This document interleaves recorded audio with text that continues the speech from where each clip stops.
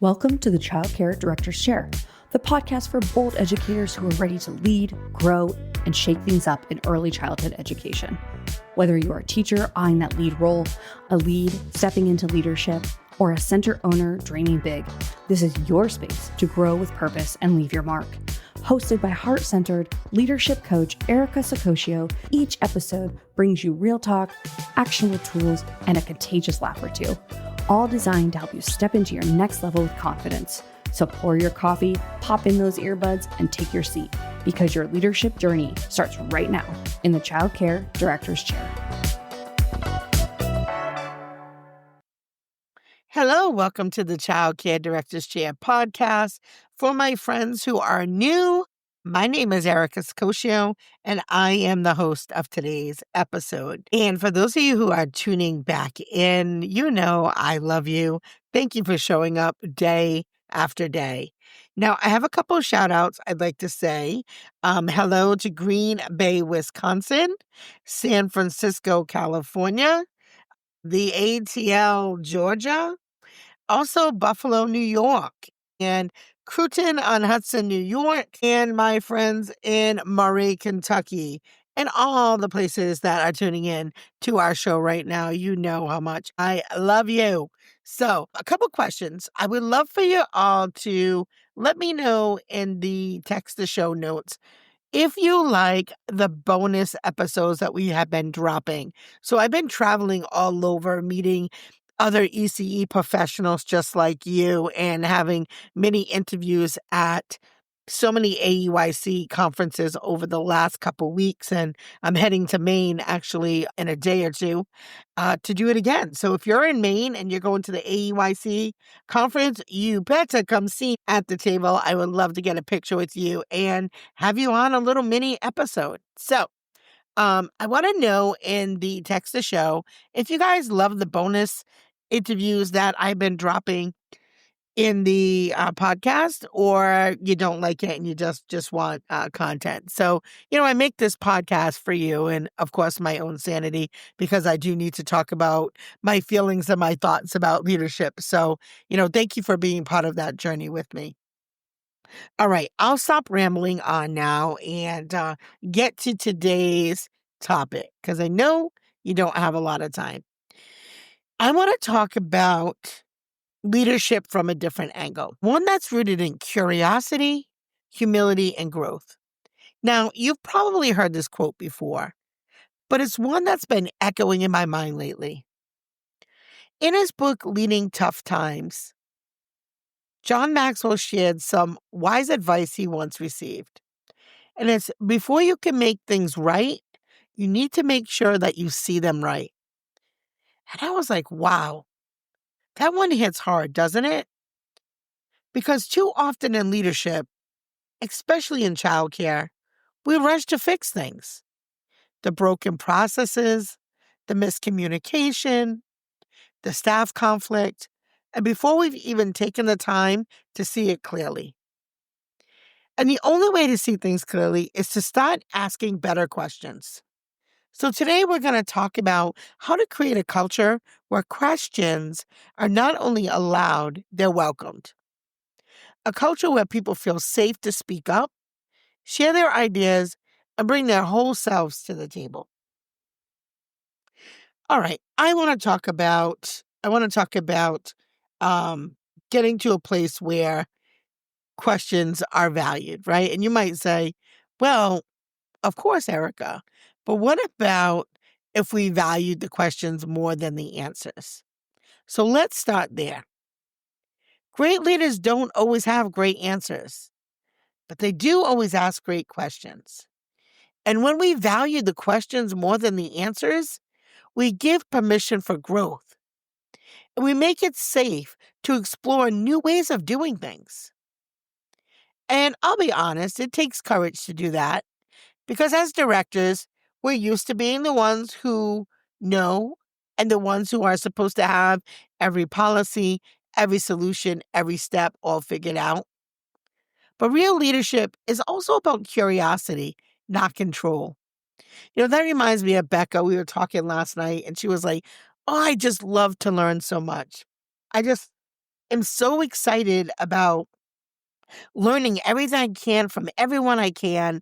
It's that curiosity within her that makes her an extraordinary toddler teacher. Now, when someone on your team asks, why do we do it that way? I want you to know that's not defiance. And that's something I was talking with Sarah about yesterday as well. That's engagement. That's showing someone that they care enough to understand. So instead of reacting defensively, try responding with curiosity and say something like, that's a great question. Let's look at that together. That's how trust is built. And that's where innovation starts because your staff feels safe to ask. They'll start seeing themselves as part of the solution, not just part of the process. And that's a deeper level. And value each team member. Every person on your team brings something unique to the table. An assistant teacher who connects instantly with toddlers, or a floater who notices small safety issues that no one else sees, or the seasoned leader who's got wisdom for days. When you value each team member, not just what they do, but who they are, you tap into a well of creativity and commitment. A question from a quiet teacher might spark a program-wide improvement, or an observation from your cook or bus driver could save you a future headache, or honestly, especially the bus driver, a future claim on your insurance. So leaders don't overlook anyone, and the best ideas don't always come from the loudest in the room. Sometimes they come from the person who's just been waiting for someone to ask them, what do you think? And when you show your team that every opinion is welcome and respected, you don't just build a stronger workplace, you're building a community. So before we move on, let me pause right there for a quick shout out to our friends over at Childcare who make this show possible.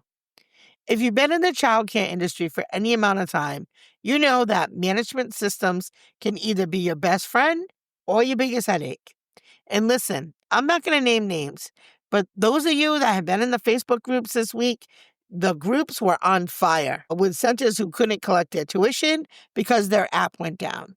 Parents were frustrated, owners were panicked, chaos all around. And that's why I'm so proud to partner with Care.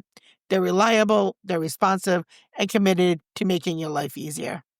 And get this, they're so confident you'll love what they have to offer, they'll even buy you lunch when you book your free demo with our link. So if you're ready to stop dealing with glitches and start focusing on your people, click the link below and set up your demo today. Now, back to leadership. Let's talk about one of the most powerful things a leader can do, and that is believe in someone before they believe in themselves. That is my favorite, favorite, favorite, favorite part of being a leader. I love watching people grow. And every great team has untapped potential. But potential only grows when it's noticed, when it's nurtured and celebrated. I had such a great time at the CDA conference last week. And while I was there, I bought t-shirts and sashes. Oh, excuse me. Sashes for 5 of my team members who either renewed their CDA or earned their CDA. And I went into their classrooms and I adorned them with their new t-shirts and put the sashes on them and a pin and got them a CDA book and really just gushed all over them because they're just living in excellence and working really, really hard on providing excellence to our students. And so that was really, really important. And that's just an example of how to really believe in people before they believe in themselves. Now, I know the CDA is usually the first step to where they're going, and I can't wait to see where they're going and growing to. When you look at your team, I want you to not just see who they are today, but who they can become with just a little guidance, a little encouragement, and a leader who believes in them. So maybe your assistant teacher has leadership written all over her, but no one's ever told her that. Maybe your shy new hire has creative ideas that could change your entire center, but she's too afraid to speak up. Leaders see the gold in people before others do. They call it out, they invest in it, and they make room for it to shine. When your staff know that you see their potential, they'll rise to meet it. Now, let's be honest, we all love a good idea, but sometimes as leaders, we get caught up in where it came from. If it wasn't your idea, we can unintentionally dismiss it. Or we say, that's great, we'll circle back, and then never do. A wise leader doesn't care who gets credit. They care that the right ideas win. And if someone on your team brings you a fresh approach that can save you time, improve quality, or boost morale, then listen. Encourage them, ask questions, refine it together. When you value good ideas, no matter who they came from, you're sending a message that creativity is welcomed and leadership is shared. And that's what drives excellence. Not this hierarchy, but collaboration. Now, a questions welcome culture is about more than open door policies. It's about open minds. Here's what it looks like. You model curiosity in your daily interactions. You thank people for speaking up, even when it challenges you. And you make problem solving a team sport. Maybe even go get a t-shirt. And most importantly, you don't just say questions are welcome. You prove it by how you respond. When someone feels safe to ask why or why not, they're met with respect. They're met with thank you so much instead of resistance. When you've done that, you've built a culture that will outlast any one leader. Because curiosity isn't weakness. It's the birthplace of wisdom. So let's circle back to that quote one more time.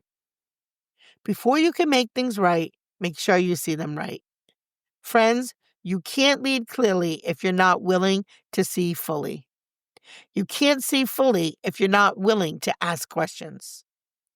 Value your people, value their ideas, and value their potential. And most of all, value the questions that help you see the center, your team, and yourself a little more clearly. Because the best leaders don't lead from authority. They lead from awareness.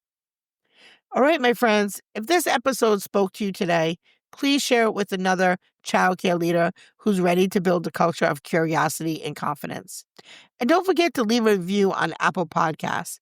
It helps us keep growing this incredible ECE professional community for those of you that lead with a heart. Until next time, keep asking, keep growing, and keep leading with love. That's a wrap for this episode of the Childcare Director's Chair, where we believe leaders aren't born, they're grown. If something sparked for you today, share it, shout it out, or pass it along to the next bold changemaker in childcare. Don't forget to subscribe, leave a review, and stay connected with Erica Saccoccio for more real talk leadership tools and a whole lot of inspiration. Until next time, lead with heart, grow with fire, and always remember, the chair is yours. Now own it.